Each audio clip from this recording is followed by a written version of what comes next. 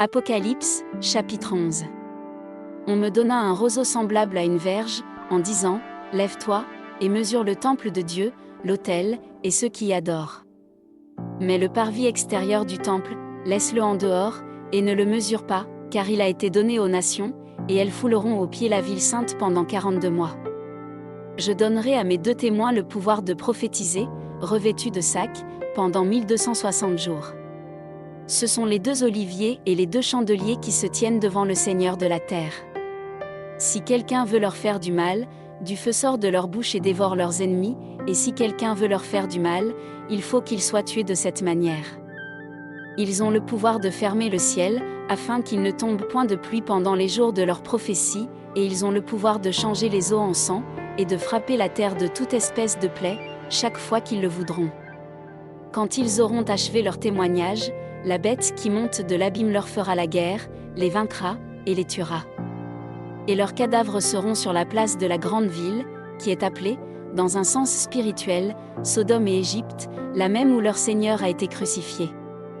Des hommes d'entre les peuples, les tribus, les langues, et les nations, verront leurs cadavres pendant 3 jours et demi, et ils ne permettront pas que leurs cadavres soient mis dans un sépulcre.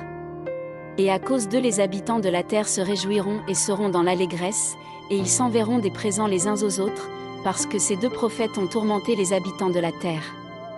Après les 3 jours et demi, un esprit de vie, venant de Dieu, entra en eux, et ils se tinrent sur leurs pieds, et une grande crainte s'empara de ceux qui les voyaient.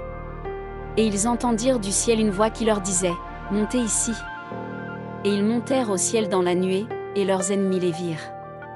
À cette heure-là, il y eut un grand tremblement de terre, et la 10e partie de la ville tomba, 7000 hommes furent tués dans ce tremblement de terre, et les autres furent effrayés et donnèrent gloire au Dieu du ciel. Le second malheur est passé. Voici, le 3e malheur vient bientôt. Le 7e ange sonna de la trompette.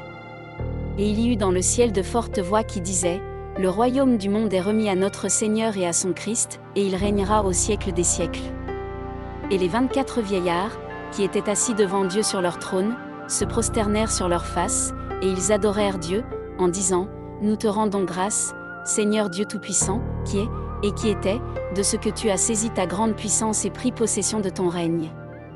Les nations se sont irritées, et ta colère est venue, et le temps est venu de juger les morts, de récompenser tes serviteurs les prophètes, les saints et ceux qui craignent ton nom, les petits et les grands, et de détruire ceux qui détruisent la terre. » Et le temple de Dieu dans le ciel fut ouvert, et l'arche de son alliance apparut dans son temple. Et il y eut des éclairs, des voix, des tonnerres, un tremblement de terre, et une forte grêle.